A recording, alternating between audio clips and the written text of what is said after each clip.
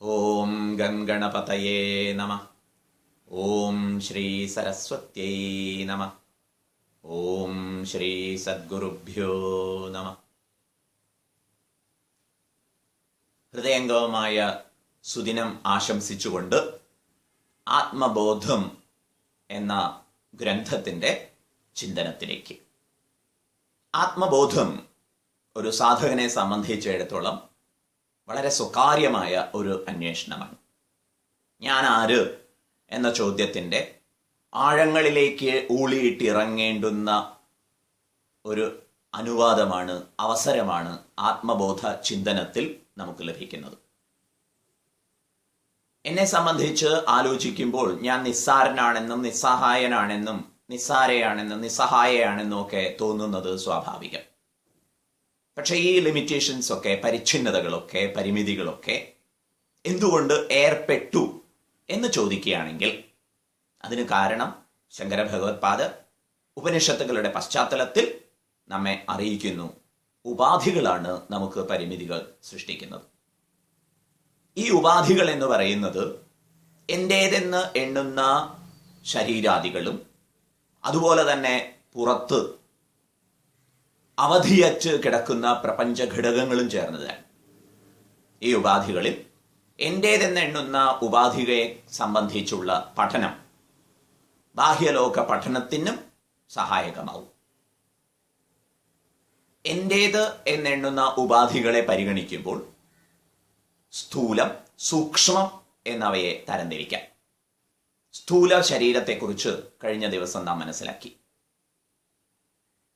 ബാഹ്യ പ്രപഞ്ചത്തെ സംബന്ധിച്ചിടത്തോളവും എൻ്റെ സ്ഥൂല സൂക്ഷ്മ കാരണ ശരീരത്തെ സംബന്ധിച്ചിടത്തോളവും മൂലഘടകങ്ങളായിരിക്കുന്നത് പഞ്ചഭൂതങ്ങളാണ്.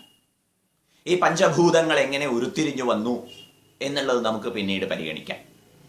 പക്ഷേ വൈവിധ്യമാർന്ന് ഭൂമിയിലും ചന്ദ്രനിലും ചൊവ്വയിലും സൂര്യനിലും സകലമാന ബ്രഹ്മാണ്ടങ്ങളിലും എന്തൊക്കെ പ്രകടമായിട്ടുണ്ടോ അതൊക്കെ പഞ്ചഭൂതങ്ങളാൽ ആവിർഭൂതമായതാണ്. പഞ്ചഭൂതങ്ങളെക്കുറിച്ചുള്ള സൂക്ഷ്മമായ പഠനം ആയുർവേദം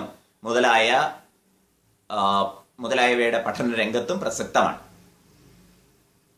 എൻ്റെ ശരീരം, സ്ഥൂല ശരീരം നിർമ്മിക്കപ്പെട്ടിട്ടുള്ളത് പഞ്ചീകൃത പഞ്ചമഹാഭൂതങ്ങളാലാണ്. പഞ്ചീകരണ പ്രക്രിയ നമ്മൾ കഴിഞ്ഞ ദിവസം ശ്രദ്ധിക്കേണ്ടായി.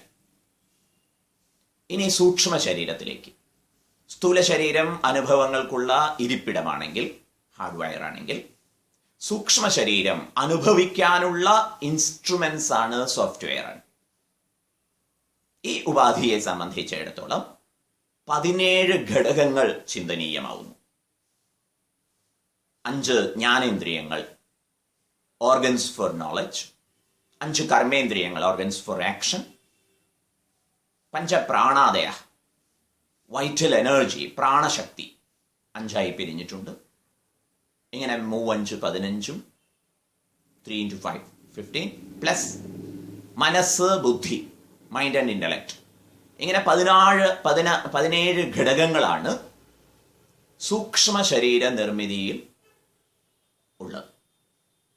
ഇതെല്ലാം ചേർന്ന സൂക്ഷ്മ ശരീരം ഭോഗ ആയതനമാകും, ഭോഗ സാധനമാകുന്നു, ഭോഗത്തിനുള്ള ഇൻസ്ട്രുമെന്റ് ആകുന്നു.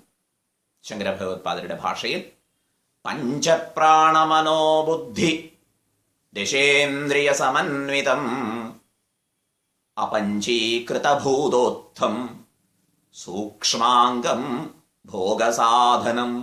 പഞ്ചപ്രാണങ്ങൾ, മനസ്സ്, ബുദ്ധി, ദശ ഇന്ദ്രിയം, 5 ജ്ഞാനേന്ദ്രിയങ്ങളും 5 കർമ്മേന്ദ്രിയങ്ങളും സമന്വിതം. ഇവയൊക്കെ ചേർന്ന് അപഞ്ചീകൃത ഭൂതോത്ഥം, ഭൂതജാലങ്ങൾ പഞ്ചീകരണത്തിന് വിധേയമാകാതെ, ആകാശാദി പഞ്ചഭൂതങ്ങൾ പഞ്ചീകരണത്തിന് വിധേയമാകാതെ സ്വച്ഛമായി നിന്നുകൊണ്ടാണ് ഈ നിർമ്മിതിയിൽ ഏർപ്പെട്ടിരിക്കുന്നത്. അപഞ്ചീകൃത ഭൂതോത്ഥം സൂക്ഷ്മാംഗം. ഇത് നമ്മുടെ സൂക്ഷ്മ ശരീരമാകുന്നു. ഭോഗസാധനം, ഭോഗത്തിനുള്ള ഉപാധിയാകുന്നു. സ്വന്തം സ്ഥൂല ശരീരത്തെ ധ്യാനപൂർവകം നോക്കിക്കാണുക. സൂക്ഷ്മ ശരീര ഘടകങ്ങളെ ആവോളം വിചിന്തനം ചെയ്യുക. അതിനും അപ്പുറത്ത് ആത്മാവിന്റെ സാന്നിധ്യത്തെ